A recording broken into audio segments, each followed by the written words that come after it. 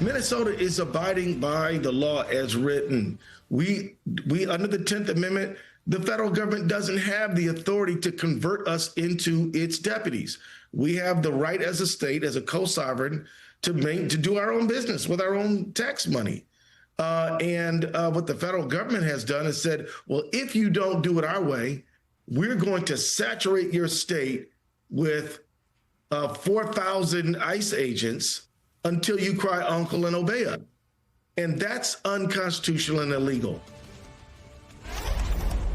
Hi again, everybody. It's 5 o'clock in New York. That's Minnesota Attorney General Keith Ellison on the imperative of states to exercise their legal and constitutional authorities and stand up against Donald Trump and his administration's apparent attempts to shut states out of investigations into the deaths, the killings of their citizens at the hands of Donald Trump's ICE agents. It comes as governors across our country have pushed back against the Trump administration's attempts to supersede the authority of state elected officials, something Republicans used to care about, with even some Republican governors like Texas Governor Greg Abbott, Vermont Governor Phil Scott, and Oklahoma Governor Kevin Stitt calling for restraint from Donald Trump's ICE in the wake of the killing of Alex Preddy by federal agents on the streets of Minneapolis.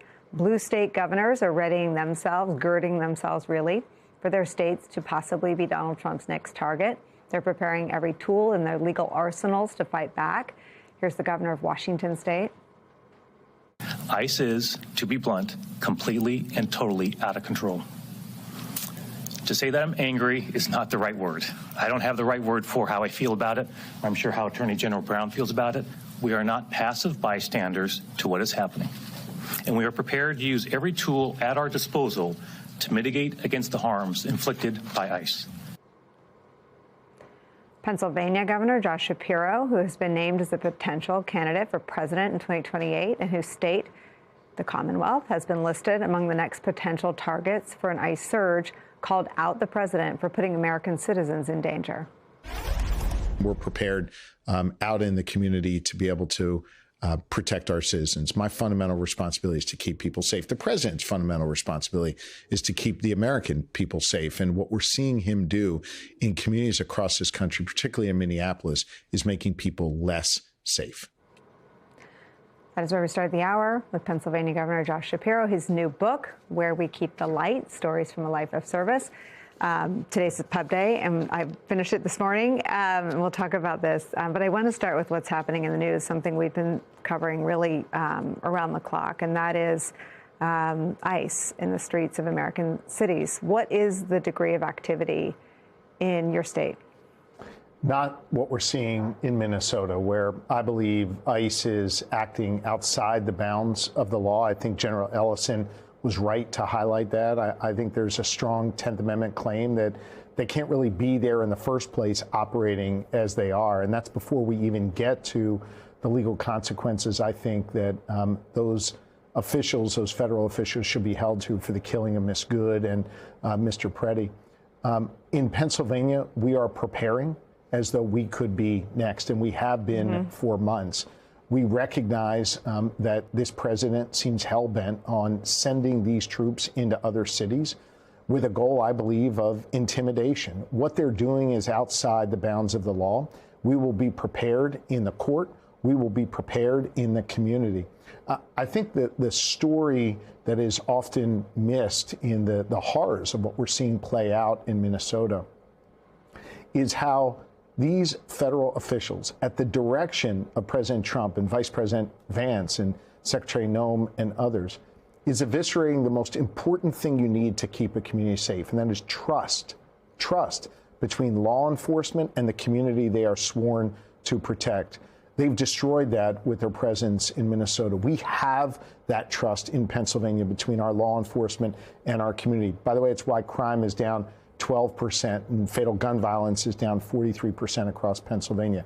That trust is sacrosanct. We're going to continue to do everything we can to protect it, to stand up to the lawlessness of this administration, to stop the chaos and cruelty that we're seeing in Minnesota and elsewhere from coming to Pennsylvania. Do you agree with your fellow governor's assessment that ICE is out of control? There's no question that this mission is compromised and the mission needs to be terminated, period. I think there's three ways to terminate it this week. Number one, Minnesota officials going to court to explain how this action is outside the bounds of the law. Number two, the Congress of the United States on Friday has to vote. It seems like there is a bipartisan consensus coming together to be able to put some guardrails around ICE spending. They need to do that this week. And number three, the people need to continue to speak up. I think what we're seeing is an administration on their heels. You mentioned even Governor Greg Abbott of Texas now calling into question the president's conduct. I'm not sure he's doing that out of the goodness of his heart. I think it's because he's hearing from the people. And so the people need to continue to speak up peacefully, but make sure that their voices are heard. Those are three concrete things that can be done this week to stop what we're seeing in Minnesota. Can you imagine being the governor and finding out that not one, but two of your citizens in your state's biggest city were shot and killed by ICE? I mean, within 17 days, Renee Nicole Good and Alex Preddy were shot and killed. Is there anything, with sort of the benefit of hindsight or of watching the state go through sort of the crucible of this first that you would do differently? Look, I think we have learned a lot from what's happened in Minnesota, so that if they were to deploy troops to Pennsylvania, Philly, Pittsburgh, anywhere in our Commonwealth, that we've been able to have the benefit, if you will, of hindsight to learn and know what we would do in court, what we would do from a law enforcement perspective, what we would do with the Guard, and what we might do otherwise. I'm obviously not going to get into those specifics here. I will tell you as a governor, my primary just to protect and preserve an element of surprise if they come, or are they just... To make sure we're keeping all of our options open to protect our citizens. Look, at the end of the day, my fundamental responsibility, and this is true of the president, it's true of any governor, it's true of any mayor or executive, is to keep people safe. And to know that the federal government is the reason why people aren't safe in your community. I mean, this is not okay, what we're seeing, and we need to stand up to it. I would also just state, and I base this only on publicly available video and information I've seen. I do not have the background that General Ellison has in Minnesota, but based on what I saw of the killing of Mr. Preddy, I'd charge voluntary manslaughter in that case. I would charge obstruction of justice. And if the federal government was coordinating the effort to obstruct justice and to destroy the crime scene, I'd charge conspiracy. I mean, I think we have to be very serious about not only a state investigation, but to follow that where it leads and to bring charges even against federal officials if they are warranted. Well, that's so interesting because the whole frame around the rule of law is about sort of reaching for what we've lost. But what you're asserting is that states should sort of do what they have the prerogatives to do and act out on their authorities. Absolutely. More and the aggressively. 10th Amendment guarantees us those authorities. And despite what Vice President Vance has said, no one is above the law, and no one has, I believe he referred to it as absolute immunity. Yeah. Or however he said it. I mean, he's just wrong on the law. Pardon me. He's wrong on the law. He obviously has an audience of one. He's trying to please Donald Trump all the time. And that's why he obviously said something as misguided as he did. The bottom line here is there needs to be a full investigation led by the state, and charges need to be brought if they are warranted. No one is above the law. Well, and those charges would be immune from Donald Trump's sort of pardon fetish. He seems to be signaling, as he did in the first term, that if you're doing what he wants you to do, pardons are available. He doesn't seem to have much of a bar for that. But state crimes aren't pardonable by Donald Trump. State crimes are not pardonable. And look, I mean, that's a whole other topic. I think this president has absolutely abused his power to pardon. It is certainly his, and it's certainly, technically legal what he's doing, but he's undermining the rule of law. He's undermining our justice system. And frankly, it makes it harder to take him at his word when he takes other actions. Here's just one concrete example.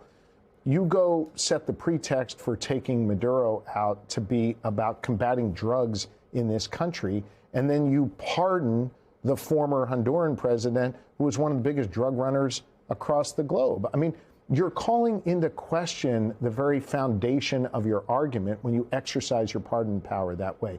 You want to claim, here's another example, you want to claim that you're the party of law and order. You want to claim that you're the party that supports law enforcement, as they do oftentimes led by Donald Trump, and literally the first signature you affix to a document in your second term as president is to pardon the people on January 6th who assaulted cops?